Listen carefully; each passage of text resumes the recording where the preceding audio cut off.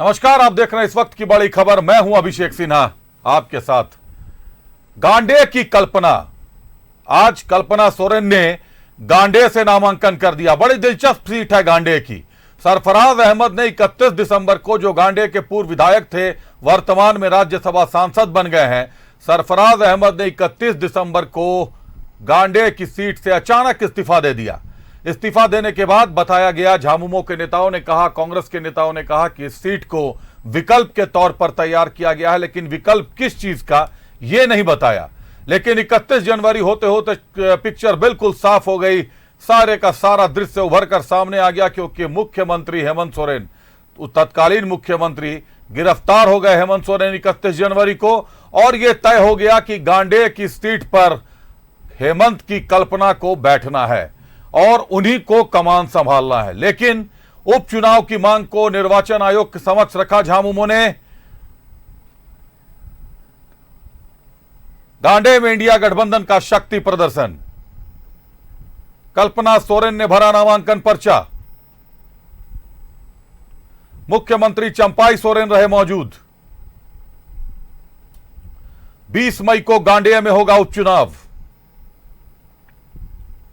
झारखंड के पूर्व मुख्यमंत्री हेमंत सोरेन की पत्नी है कल्पना। नॉमिनेशन के बाद जनसभा का आयोजन। जनसभा में कल्पना सोरेन की हुंकार। बीजेपी पर जमकर साधा निशाना। साजिश करने वालों को मिलेगा करारा जवाब, कल्पना सोरेन का दावा है। भारी मतों से होगी कल्पना की जीत। आलमगीर आलम ने कहा, कांग्रेस के नेता है, 4 जून को होगी कल्पना की शुरुआती हार होगी। बीजेपी का दावा है।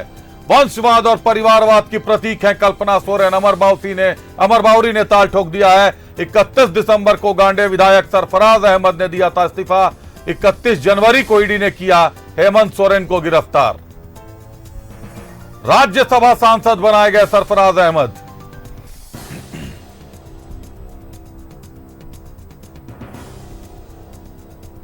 गांडे में इंडिया गठबंधन का शक्ति प्रदर्शन।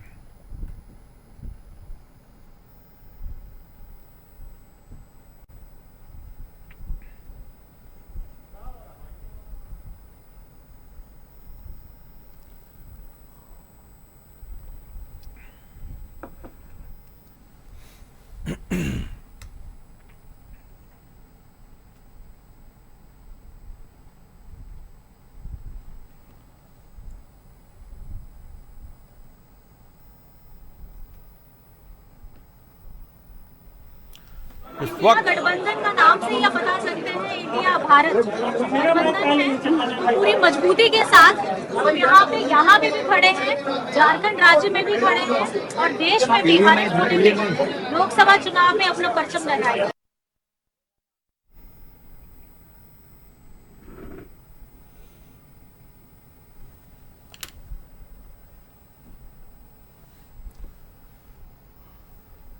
न्यूज 11 भारत की स्क्रीन पर आपने देखा, पूर्व मुख्यमंत्री हेमंत सोरेन की पत्नी कल्पना सोरेन ने नामांकन दाखिल किया।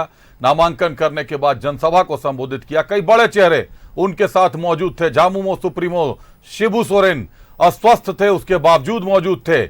उनके देवर कहले हेमंत सोरेन के भाई बसंत सोरेन पहली बार किसी नामांकन में नजर आए। अपनी भाभी के साथ खड़े थे स्टेज पर। बसंत सोरेन नजर आए। वर्तमान मुख्यमंत्री चंपाई सोरेन नजर आए।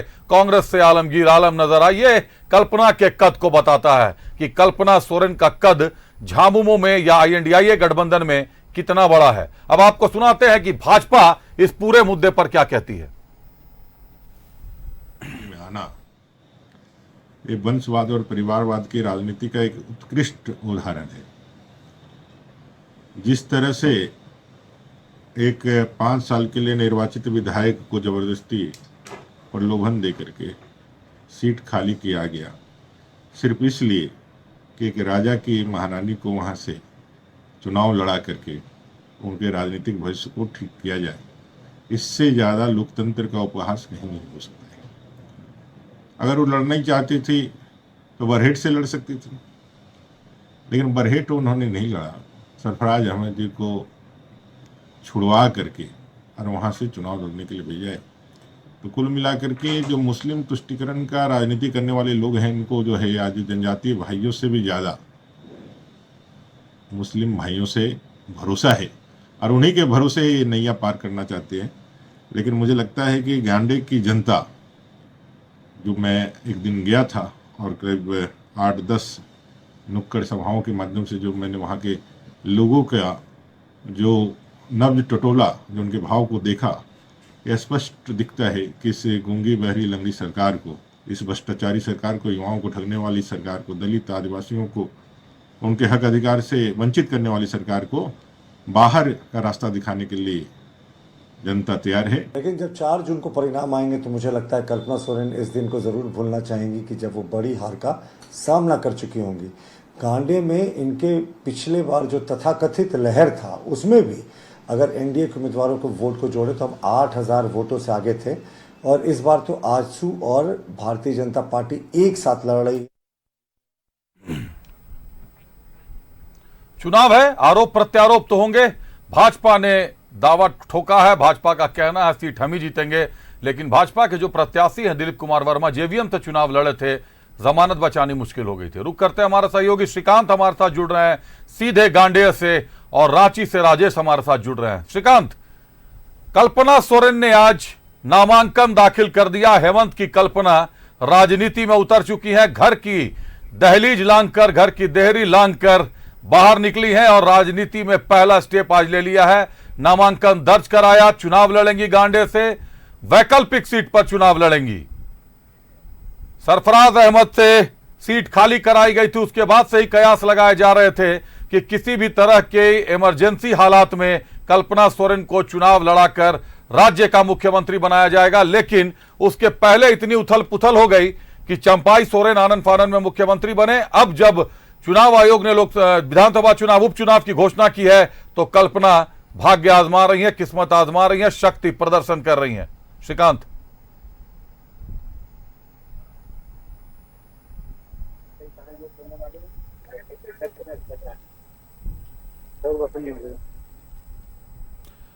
श्रीकांत तक हमारी आवाज नहीं पहुंच रही, फिर से संपर्क करने की कोशिश करते हैं। राजेश, आप तक आवाज आ रही है?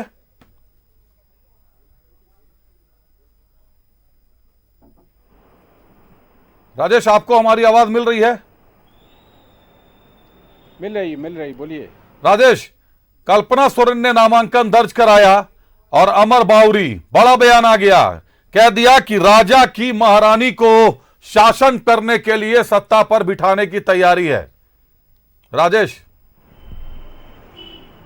हाँ बिल्कुल, देखिए बीजेपी प्रमुख विरोधी है झारखंड मुक्ति मोर्चा की। ऐसे राज्य में जो गठबंधन सरकार है, प्रमुख विपक्षी दल के तौर पर भी जिस प्रकार से चीज़ें सामने आई हैं कि आनन फानन में एक विधानसभा सीनियर और वो भी अल्पसंख्यक जो विधायक थे सरफराज अहमद को इस्तीफा उनसे दिलवाया जाता है, दिया नहीं जाता है बल्कि दिलवाया जाता है।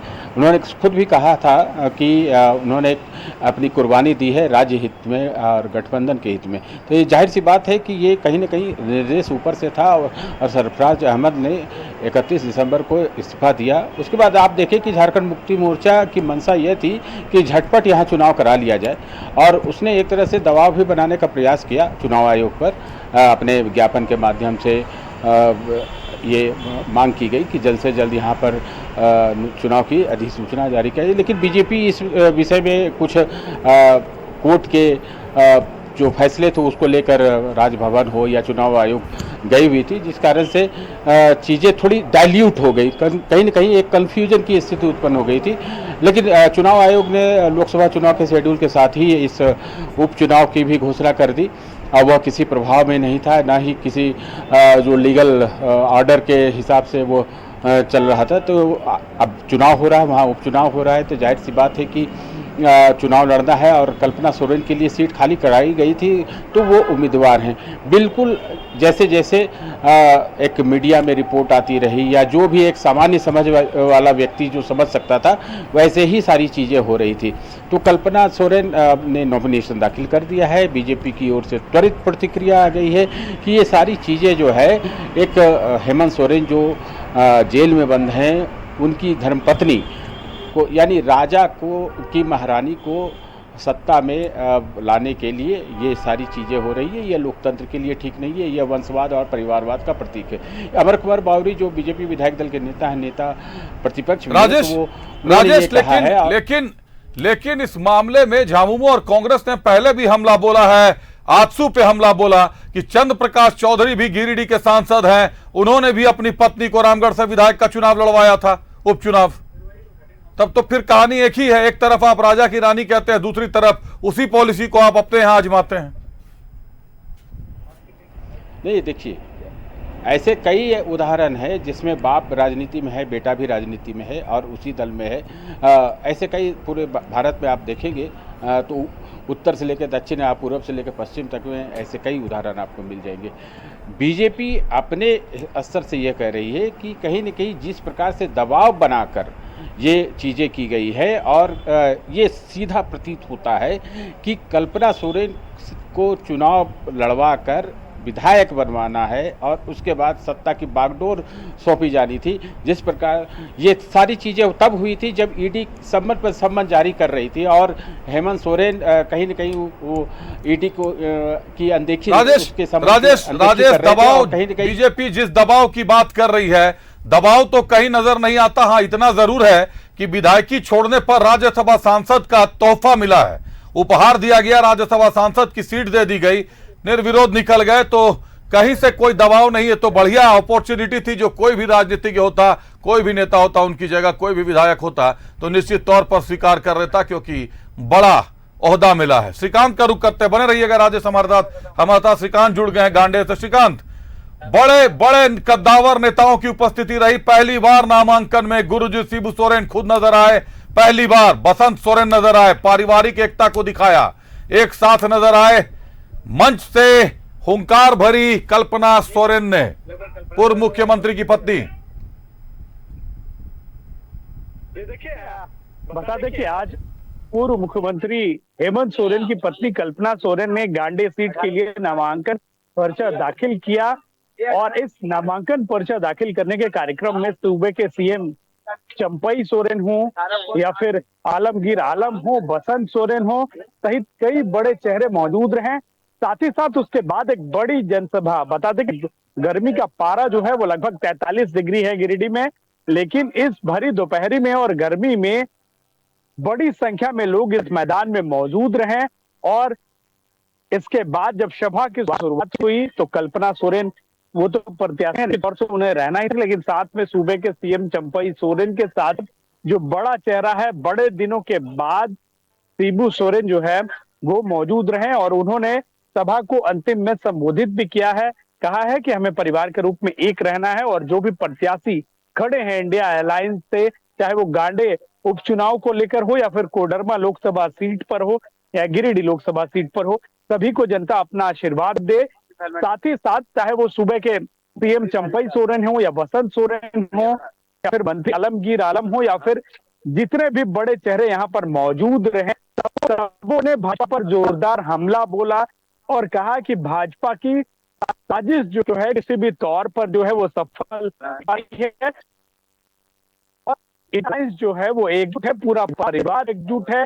और ये बात का सबूत ये भीड़ और ये सभा का प्रत्यक्ष प्रमाण है कि गांडे का जो उपचुनाव है उसका परिणाम इंडिया अलायंस के जो प्रत्याशी हैं झामुमो से कल्पना सोरेन, उनके पक्ष में रहेगा। चाहे कितनी भी साजिश कर ले भारतीय जनता पार्टी, कहीं से भी इंडिया अलायंस को कोई फर्क पड़ने वाला नहीं है। और जोरदार हमला बोला है उन्होंने भारतीय जनता पार्टी पर और एनडीए गठबंधन पर। साफ तौर पर यह मैसेज था कि कल्पना जो कि गांडे उपचुनाव में इंडिया अलायंस के प्रत्याशी हैं, उनके साथ पूरा इंडिया अलायंस खड़ा है, चाहे वो कांग्रेस हो चाहे वो माले हो या फिर आरजेडी हो या फिर झारखंड मुक्ति मोर्चा का एक एक कार्यकर्ता उनके सीट को निकालने के लिए और इस सीट को बड़े मार्जिन से निकालेगी पार्टी, ये आज दावा भी किया गया है और साथ ही साथ जोरदार हमला गया है। सीएम चंपई सोरेन ने कहा कि जिस तरीके से झूठे वादे और साजिश की गई थी भाजपा की ओर से, उन सारे सपनों पर पानी फिरता हुआ नजर आ रहा है और लोकसभा में जो नारा दिया है 400 पार का, 150 सीटें भी लाने मुश्किल हो जाएंगी पूरे देश भर में भारतीय जनता पार्टी के लिए। बसंत सोरेन ने साफ तौर पर कहा है कि हमारे ऊपर इल्जाम लगाने वाले लोगों को जरूरत है अपने दामन में झांकने की। उन्होंने जिस तरीके से प्रत्याशी दिए हैं, उन प्रत्याशियों के दामन दागदार हैं या साफ है, उन्हें अपने परिवार में और अपने लोगों पर देखने व झांकने की जरूरत है, ना कि आरोप प्रत्यारोप की राजनीति करने की। साथ ही साथ कल्पना सोरेन ने साफ तौर पर कहा है कि हेमंत सोरेन ने जिस तरीके से झारखंड के लोगों के लिए काम किया है, जिस तरीके से अलग अलग योजनाएं लोगों के लिए लाए हैं, वो आज भले ही वो उन्होंने जो कहा है, चुनावी राजनीति तो समझ में आती है, लेकिन अगर गांडे सीट की बात करें तो पिछले विधानसभा चुनाव में वोटों का अंतर बहुत कम रहा था, 8,000 के करीब वोटों का अंतर बताया जाता है, जबकि भाजपा और आजसू दोनों अलग अलग चुनाव लड़े थे वहां से। उसके बाद जिस तरीके से सरफराज अहमद ने इस्तीफा दिया और सीधे राज्यसभा सांसद चले गए, तो गांडेय की जनता भी तो हकीकत देख रही है कि सीट को विकल्प के तौर पर 1 महीने पहले तैयार कर लिया गया था।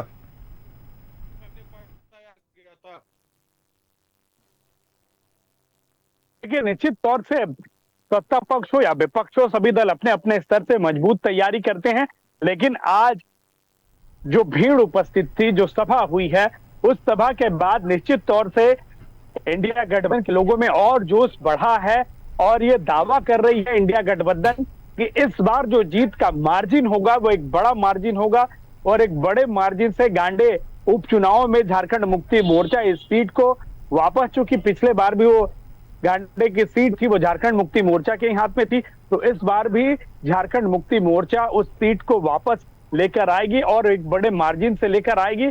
और ये भीड़, ये सभा इस बात की शुरुआत है कि गांडे की जनता उनके साथ है।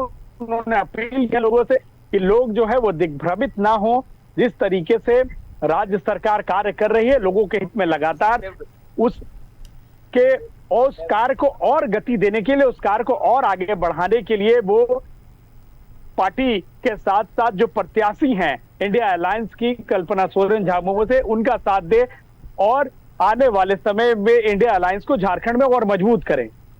बिल्कुल श्रीकांत, बने रहिएगा हमारे साथ। राजेश, गांडे की अगर बात करें उपचुनाव की, तो भाजपा ने जो प्रत्याशी दिया है दिलीप कुमार वर्मा, पिछली बार भी वो चुनाव लड़े थे, जेवीएम की सीट से लड़े थे और उनको जमानत बचाना मुश्किल हो गई थी, जमानत उनकी जब्त हो गई थी। ऐसे में विधानसभा उपचुनाव में सीधे कल्पना सोरेन से टक्कर। देखिए, जो नेता उस क्षेत्र में सक्रिय होते हैं, चूंकि जेवीएम का बीजेपी में विलय हो गया, तो अब दोनों दल के जो नेता हैं एक ही बैनर तले हैं। पहले जेवीएम में जो थे वो आप देखिए कि अध्यक्ष ही अभी बीजेपी के प्रदेश अध्यक्ष बने हुए हैं। तो इस लिहाज से वहाँ पर जो सक्रिय नेता थे, पार्टी को ऐसा लगा कि शायद दिलीप वर्मा चुनौती दे सकते हैं, बहुत मजबूत प्रत्याशी नहीं होंगे, ये भी वहाँ पर ऐसा ऑब्जर्व किया गया होगा, या फिर ऐसा सोचा गया होगा कि अभी माहौल मोदीमय है, कोई भी कार्यकर्ता यहाँ से चुनाव जीत सकता है, मोदी के श्रेय से, उसके आशीर्वाद से, उसके नाम से जीत सकता है। तो बीजेपी का पूरा प्रयास है। अभी देखिए वहाँ पर लगातार कैंपेनिंग चल रही है, नेता प्रतिपक्ष भी वहाँ पर गए हुए थे, कैंप करके वहाँ पर माहौल को बनाने का प्रयास किया और पूरी पार्टी लगी हुई है। संगठन के लोग भी वहाँ जाकर प्रचार और चुनाव प्रबंधन में भूमिका निभा रहे हैं। प्रयास यह है कि किसी प्रकार से यह सीट जो है निकाली जाए, भले ही उपचुनाव है, लेकिन एक संदेश देने का जरूर अवसर है कि किस प्रकार से एक मौका परस राजनीति करने वाला जेएमएम जो है, एक विधायक से इस्तीफा लेकर फिर हेमंत सोरेन की पत्नी को टिकट दिलवाकर वहां से चुनाव। बिल्कुल राजेश, बिल्कुल ये बात है कि निश्चित तौर पर जिस तरीके से वैकल्पिक व्यवस्था तैयार की गई थी, कहीं ना कहीं उस विक्टिम कार्ड को खेलने का वक्त आ गया है कहीं ना कहीं हेमंत सोरेन को पीड़ित बताने का वक्त आ गया है। एक विक्टिम कार्ड तो झामुमो जरूर खेलेगा। जीत किसकी होती है? भाजपा भ्रष्टाचार साबित कर पाएगी या झामुमो विक्टिम कार्ड खेल पाएगा? यह देखना दिलचस्प होगा गांडेय के रण में। लेकिन एंट्री दमदार है कल्पना सोरेन की, परिवार उनके साथ है। शिबू सोरेन इस उम्र में अस्वस्थता के बावजूद इतनी गर्मी में 43 डिग्री पर मंच पर मौजूद रहे। पहली बार बसंत सोरेन किसी नामांकन में नजर आए, जो ये साफ करता है कि अपने परिवार के साथ बसंत सोरेन खड़े हैं। बहुत धन्यवाद राजेश आपका हमारे साथ जुड़ने के लिए, तमाम जानकारियों के लिए।